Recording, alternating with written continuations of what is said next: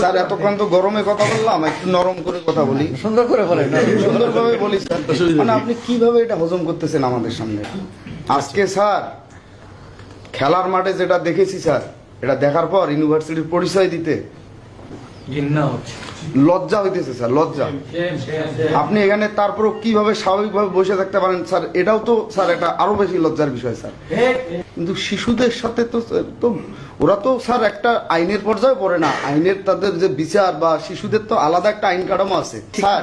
এক ছোট ভাই টিউশনিতে গেছে, তার স্টুডেন্ট তাকে আজকে দেখাইছে, একটু আগে আমাকে জানাইলাম কস কি স্টুডেন্ট স্যার, ও ক্লাস 5 না 6 পড়ে, বলে দাদা আমার স্টুডেন্ট আমাকে এটা দেখাইলো। নো আর মানে কি বলবো, আর বললাম না স্যার। না স্যার এটা হয় না স্যার। ঢাকা বিশ্ববিদ্যালয় সম্বন্ধে একটা কথা বলছে, উনি 8 ঘন্টা পর জানে, মানে উনি ভিডিও দেখে নাই। একটা মরাল পুলিশিং এর নামে শিশু নির্যাতন হইতেছে, উনি 8 ঘন্টা ভিডিও দেখে না, মানে ওনার কাজটা কি? না না এটার কথা আইন শৃঙ্খলা পরিস্থিতি এটার কথা বলছি না। অবনতি না স্যার। আমি এটার কথা বলছি না। কাম ডাউন, হ্যাঁ কাম ডাউন। আমরা না না স্যার আপনি এইভাবে না স্যার, এটা আপনি আশা করতেছেন স্যার। এতক্ষণ তো গরমে কথা বললাম, একটু নরম করে কথা বলি। সুন্দর করে বলেন।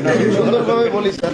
মানে আপনি কিভাবে এটা হজম করতেছেন আমাদের সামনে, মানে এটারও একটা শিক্ষার দরকার স্যার আমার স্যার। আমি যে একটু আগে উচ্চ বাক্যে কথা বললাম, এটা আমি বলতে চাই নাই স্যার। না কেন আমি বলি না না না স্যার, আমি আবারও বলি, তুমি যখন আমার মতো বাবা হবা, টিচার হবা, না না না স্যার আমি বলি স্যার, সন্তানের মতো Seriously টিচার, স্যার, তখন মানে বুঝবা। আমি অন্য সব ঘটনা ভুলে গেছি স্যার।